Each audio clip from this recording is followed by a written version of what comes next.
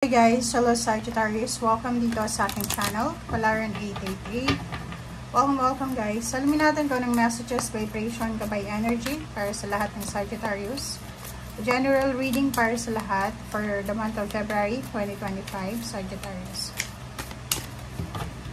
Okay. First card mo dito is Larimar, sensitive emotions. So, makikita mo tong sensitive emotions, pwede kang makaresonate sa mga Leo. Okay? Kasi yung Leo dito, sinasabi sa Leo na kailangan mong i-honor yung feelings and emotions mo.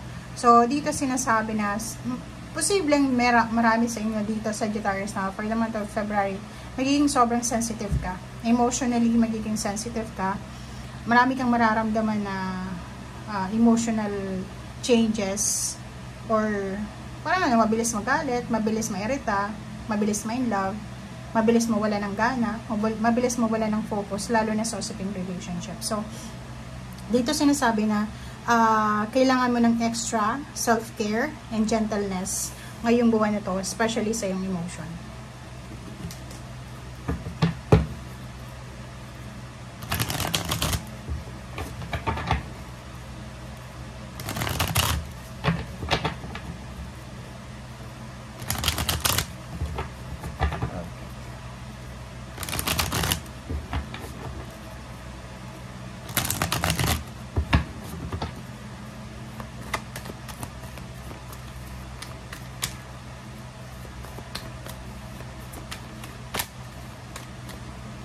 Okay, so fertility.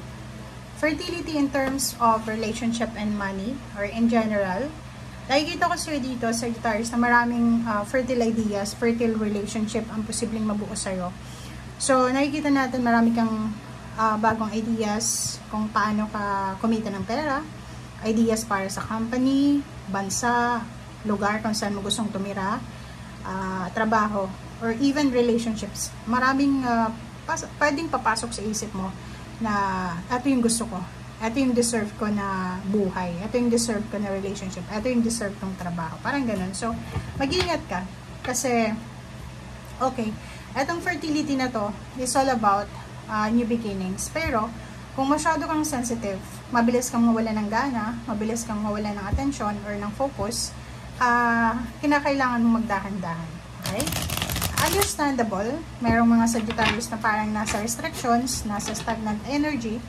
Kailangan nyo lang talagang maghintay. Kailangan nyo magkaroon ng pasensya. Lalo na ngayon na 2025. Okay? Okay, so the Hierophant.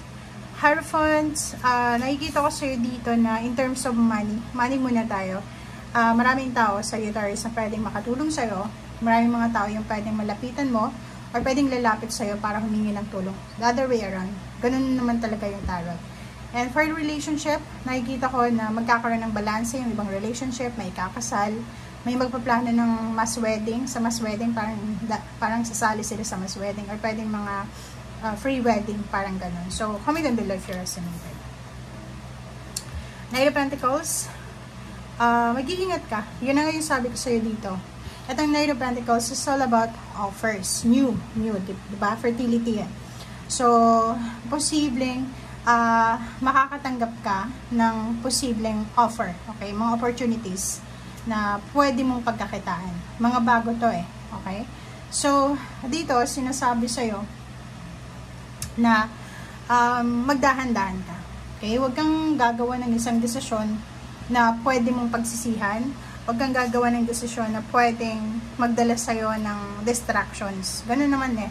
Like sa pera, kung may pera ka na, if may mga pagkakataon na may mag-offer sa'yo na, yung pera mo pwede mong i-business, yung pera mo pwede mong i-invest, dito mag-iingat ka. Or pwedeng sa trabaho to, may mag-offer sa'yo ng job, may mag-offer sa'yo ng kung ano man na financial new beginnings. Make sure na pag-isipan natin to ng mabuti. Dahil pwede kang, ma-distract, pwedeng masira yung foundation mo or masira yung discard mo. Okay. Okay, Two of Wands and then Ace of Pentacles. So, nakikita ko sa'yo dito na sa usaping pera talaga, maraming darating sa'yo, maraming offers, or pwedeng ikaw yung maghahanap nito. Hahanapin mo talaga kung saan ka pwede or saan ka talaga dapat pumwesto. Okay? So, yung Ace of Pentacles, it's new beginnings in terms of money.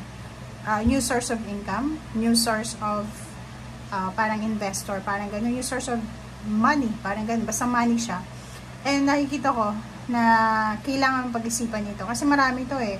Pwedeng dalawang company, dalawang bansa.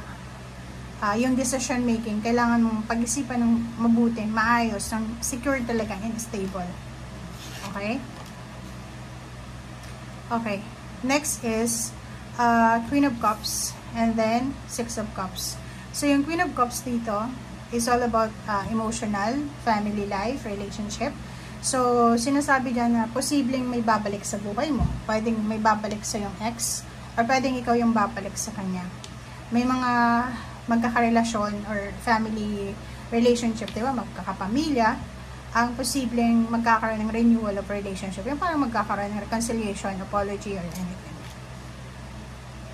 Isang emotional happiness, fulfillment, wish fulfillment, in terms of relationship ang mayayari. Yun nga, pwedeng minamanifest mo yung isang kasal, minamanifest mo yung complete family, additional member ng family, minamanifest mo yung pagkakaroon ng kompletong pamilya, yung pagbabati-bati ng pamilya, homecoming ng pamilya, or pwedeng minamanifest mo yung trabaho, like may kapamilya ka na walang trabaho, parang gano'n. So, pinagpipray mo na sana makatanggap siya ng offer, financial offer, or job offer.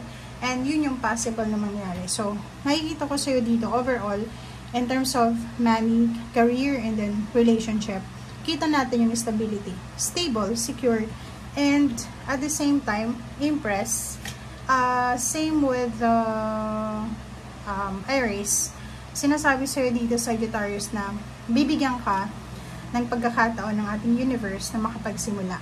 So, either sa health, may mga health issues ka, emotional issues, sa mga lugar kung saan kayo nakatira, parang feeling mo hindi na maganda, or suffocated ka na, nakikita ko siya dito yung The Empress. And if you have parang grudges against someone else, babae, pwedeng parents mo, siblings, or ano pa man, dito sinasabi na kailangan mong ayusin ito. Kailangan mong trabahuhin ang relationship mo with someone na babae. So, kung babae ka, pwedeng marami kang kaaway, or hindi naman natin pwedeng sabihin na kaaway, pwedeng yung mga misunderstanding.